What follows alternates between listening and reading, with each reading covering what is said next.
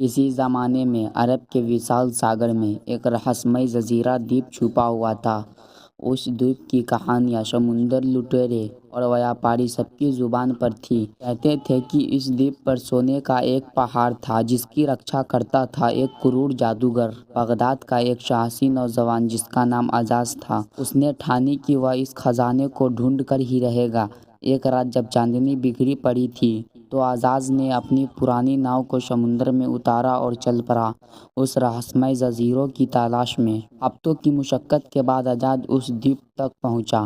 وہاں پہنچتے ہی اسے خوبصورتی کا عالم دیکھنے کو ملا۔ چاروں طرف ہریالی، کھلتے پھول اور چڑیوں کی چہچہاہٹ۔ اصلی چنوتی اب شروع ہوئی جب اعجاز کو اس جادوگر کا سامنا کرنا پڑا۔ جادوگر نے اعجاز کو اپنی جادوئی شکتیوں سے پہیلیاں بجھانے کو کہا۔ ہر پہیلی کے صحیح اتر کے ساتھ ہی اعجاز کو ملتا چلا گیا ایک ایک کر کے سونے کے سکے۔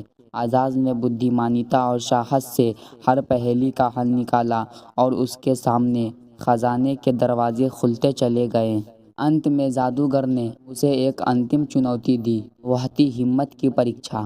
اعجاز کو ایک ایسا کمرہ ملا جو سونے سے بھرا ہوا تھا، لیکن صرف 5 منٹ کے لیے۔ اسے اتنے سمے میں جتنا سونا لے سکتا تھا لینا تھا۔ اعجاز نے لالچ سے دور رہتے ہوئے بس کچھ ہی سونے کی مدرائیں اٹھائیں اور باہر نکل گیا۔ جادوگر کی آخری بادھا پار کرنے پر جادوگر پرسن ہوا اور اس نے اعجاز کو اس کی ایمانداری اور ساہس کے لیے سے اور بھی بہومول خزانے دیے۔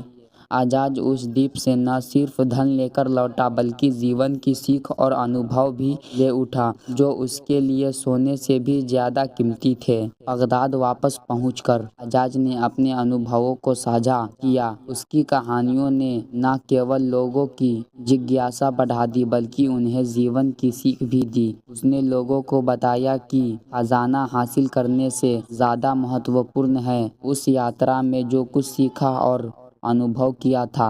اعجاز نے جو سونے کی مدرائیں لی تھیں انہیں اس نے سمودائے کے بھلے کے لیے خرچ کیا۔ اس نے ایک لائبریری کی استھاپنا کی جس میں وہ دنیا بھر کی کہانیوں اور گیان کو سنجونے لگا۔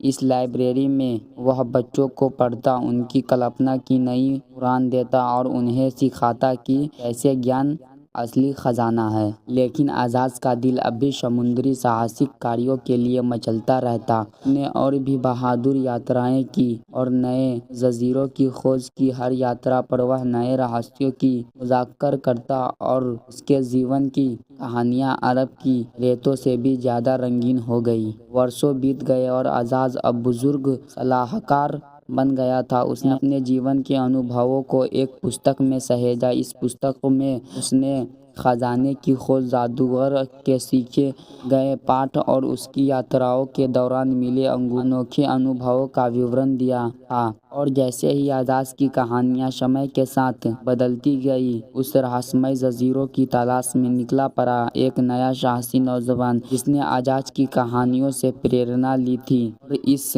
گیان کا خزانہ، ساہس کے حصے اور ساگر کی تلاش چلتی رہی تھی، نئی پیڑھی کے ساتھ آگے بڑھتی رہی۔ آپ کو ویڈیو اچھی لگی تو ویڈیو اچھی لگنے کی صورت میں ویڈیو کو لائک کریں اور چینل کو سبسکرائب بھی